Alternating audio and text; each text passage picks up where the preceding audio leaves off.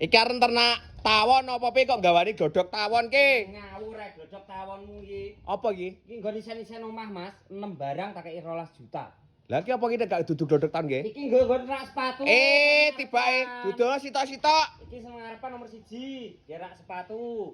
Karo nggih ada helme. Nomor loro nggih ruang tamu iki paling penting, nggih sugo dayuhe. Sofa komplit minimalisan iki, Mas. Nah, nomor 3 iki oleh iki. Nah, pilih iki sing rak bungkus, pilih sing enek magicome ya oleh. Nomor 3, nomor 4 nggon pambi iki ya paling penting.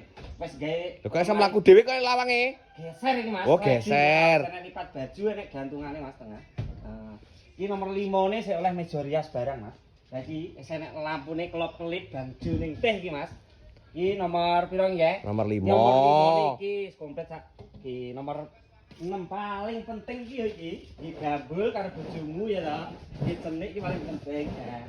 Nah, ngene. Iya. Mas. Saya mudun